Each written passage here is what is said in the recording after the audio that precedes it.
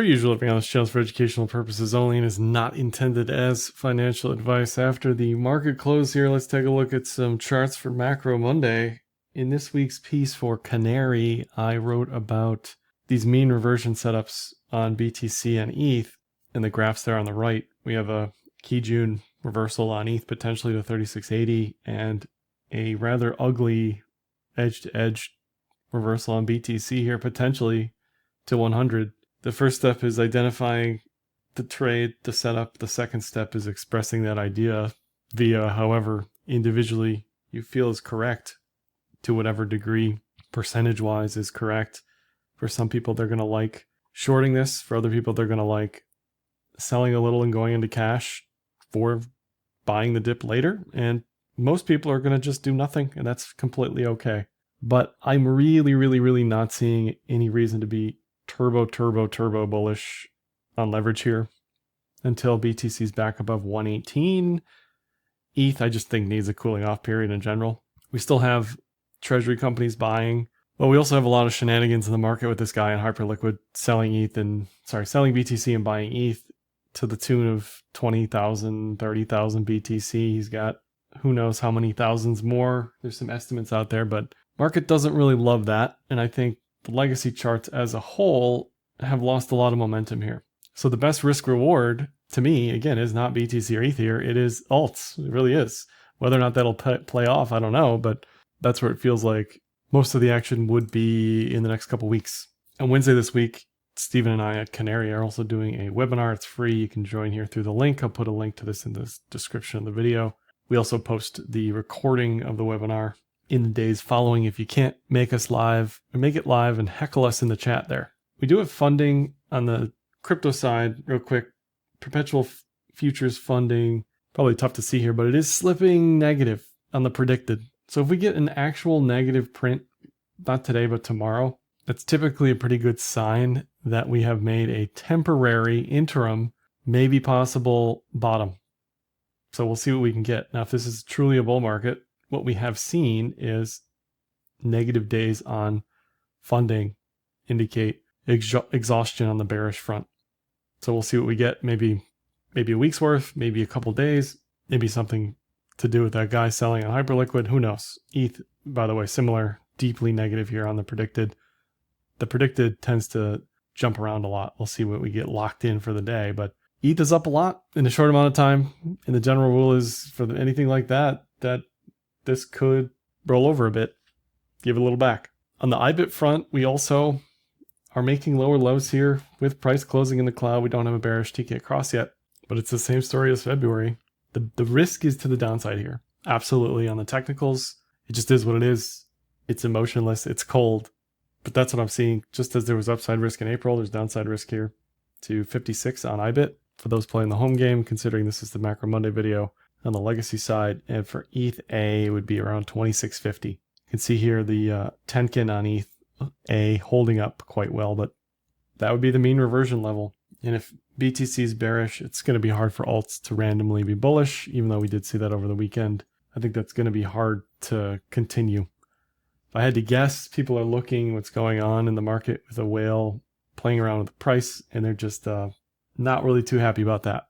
And they're just saying, okay, if he's going to do that, I'm just going to sell. You know, that's my read on price action today. MSTR still looks untradeable to me. It's at the bottom of the cloud there. That's not where good things happen. Good things happen above the cloud. So, it's going to be a long slog probably for the next 6 weeks for MSTR. You certainly don't want it out of this mega multi-year pitchfork, but 380 in October, maybe we can talk about it. Really nothing to do there at the moment. BMNR also turned down here on the 30-minute cloud. So just not a lot of strength from leadership in the treasury companies today. This week on the legacy side, we have a few, I'd say, minor things. We've got GDP Thursday. We've got PCE Friday. That's going to be a decently sized chunk of data people are looking at and looking for. If PCE is hot, that gives the Fed less of a reason to cut, regardless of what Jay said at Jackson Hole. He may come out in September and say, you know what? Inflation's going up too fast. We're just going to wait. We're going to continue to see what happens with tariffs. And man, the markets would absolutely love that in the worst way possible. And my guess is we would see prices go lower. Not an expectation. We'll take a look at PCE predictions today, but not an expectation. PCE is mega hot, but possible. And then next week's probably the bigger week. No legacy on Monday. We have JOLTS, we have ADP, and we have unemployment next Friday. Bunch of Fed speak, but the unemployment rate next week is going to be the big one on Friday, along with PCE this Friday. Rates, expectations, probabilities post-meeting have shifted a little bit more in the one cut camp for September. We'll see what this looks like this Friday and next Friday, but usually with 1 month to the meeting or less, the market has baked in a reasonable expectation for what the Fed may do. Bianco has an old chart on this, but that's my reference point for what I'm seeing here on rate expectations. Now, if Nick Timmerose comes out and says, for whatever reason, during a blackout period, that XYZ data point is too high or low and the Fed's not going to cut, that's going to shift this. But for the moment, the market is fully expecting and pricing in a cut in September. End of story, irrespective of the upcoming data. So that may shift, but it's unlikely to matter too much. The data that we're going to see in the next 2 weeks, just historically, it hasn't mattered because these do start to crystallize 1 month before the meeting. Looking at Trueflation, it's up a little bit today, 2.08. It's been pretty noisy, hovering between, 2.25, 1 3/4. And you're probably seeing a lot of the just changes in pricing with tariffs going on.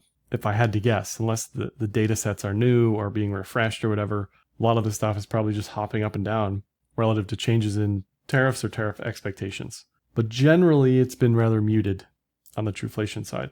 If we look at PCE for this week's print from last month, 2.6 is the rough expectation. Still headed in the wrong direction for next month. And again, wrong direction in August for CPI so far, 25 days in. Now, Powell can probably hand wave this for one meeting to say, okay, these are quote unquote transitory inflationary effects based on tariffs, but I don't know how much he can do past a meeting. So we'll see how far this goes down the stack on the rates probabilities. I could see us getting a cut in September and then the rates probability shifting towards fewer cuts if the data starts to get too hot on the inflation side. GDP still looks fine.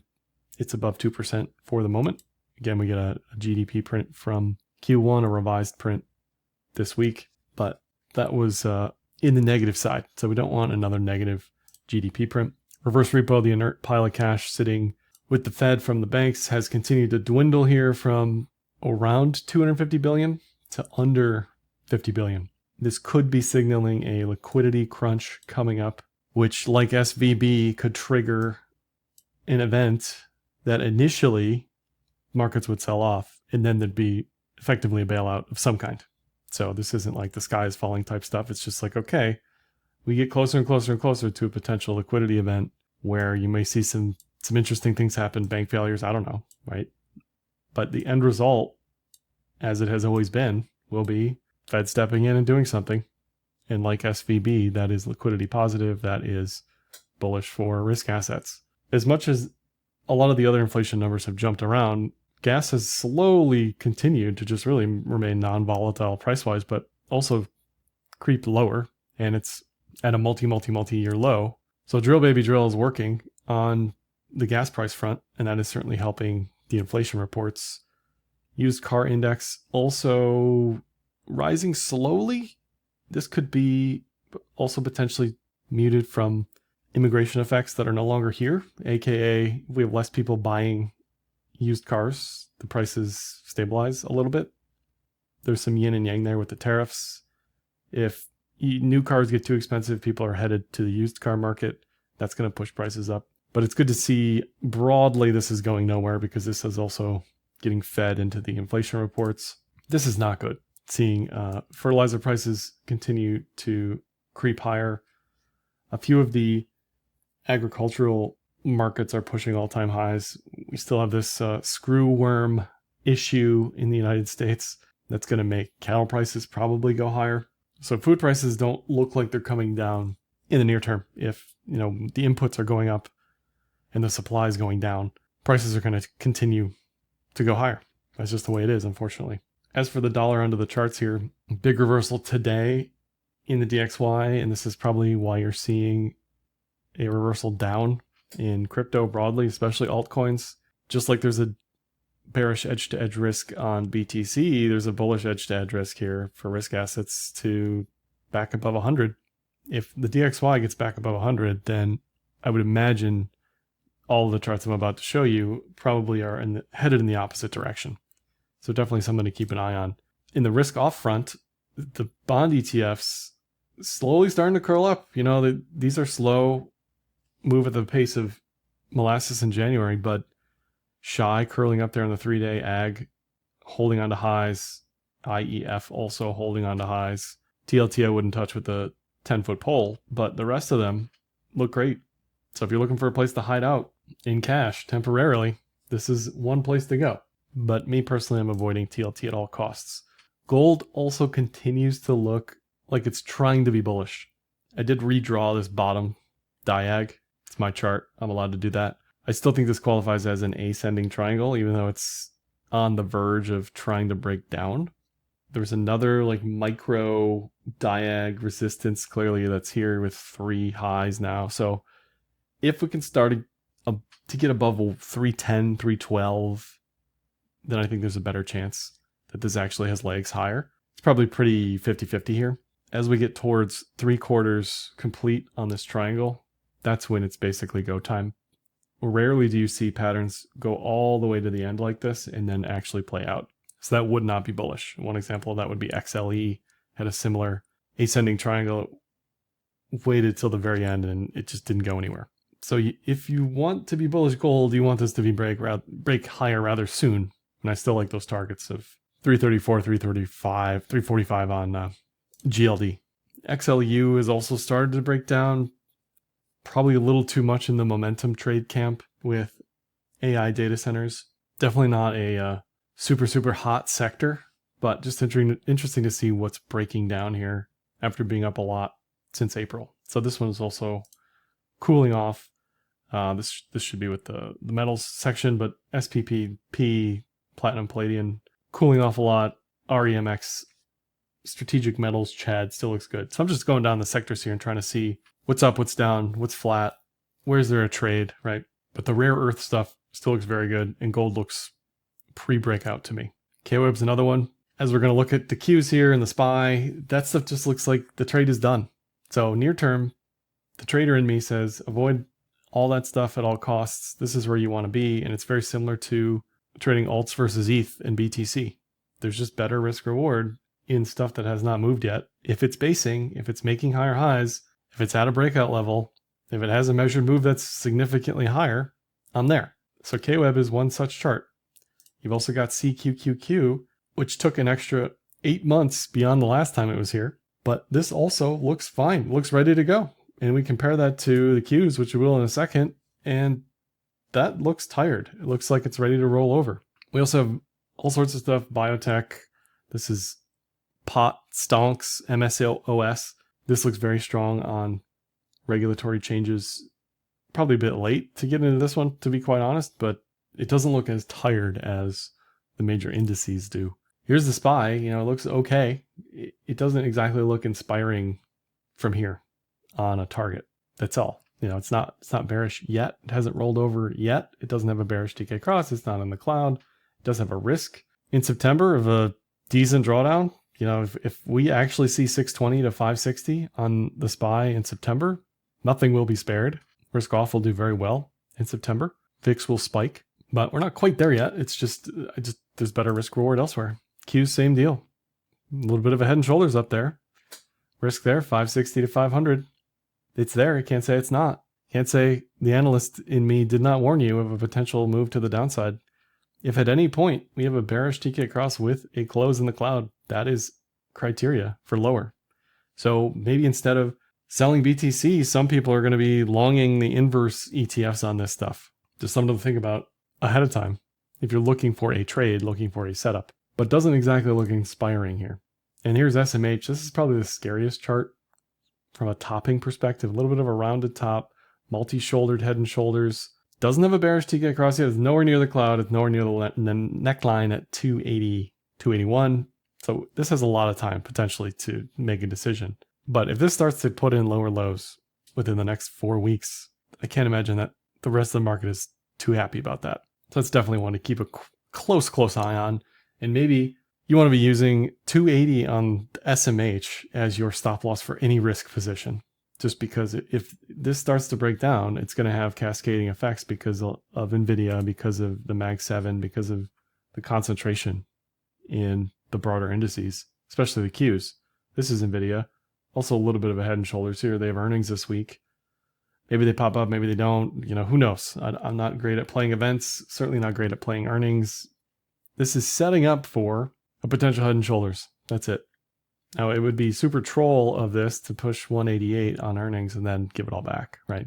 Either way, you don't want this below 172 on a close, and you certainly don't want it in the cloud. This is what we get when we go up really fast.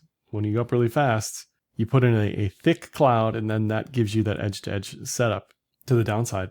We're also starting to lose the Tenkin here on NVIDIA, which is the first early signs of weakness. You can see it's been above this blue line really for this entire time until just the other day.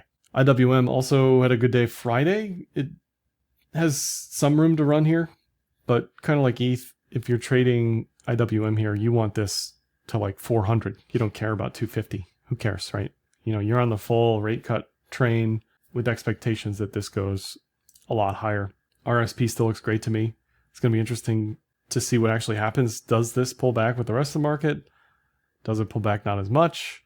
If the market pulls back, it looks like it's setting up for continuation, undoubtedly. It looks really, really good. So we'll see what happens relative to everything else. But if you're mildly bearish elsewhere, just like alts, you probably have to wait for resolution on the high cap names first. Then you've got things like Lyft. I'd put this in the KWeb camp where this has been basing for 3 years, 3.5 years. It's gone nowhere. Starting to get back to resistance. This is what you want to see for breakouts, for momentum. This is similar to Hood, similar to Roblox, same type of pattern, same type of base, similar to KWeb, like I said already. But this is where I like to spend the majority of my time, looking for things that have potential. Now, this is like down the stack. Market cap wise and significance wise, it's not Uber, it's not Tesla, but I do like the rounded bottom there. And Roku's another one also sitting at resistance. And the risk reward is just better to me than SMH, which looks absolutely terrifying. This is nightmare fuel type stuff. Just because of, again, the concentration in the Qs, SPY, and general sentiment as a gauge here. If SMH rolls over, the rest of the market's just not going to be happy. That's all I have for this one. Let me know if I'm wrong here on the bearish side. Give me a like, dislike, comment, share, subscribe, and happy trading.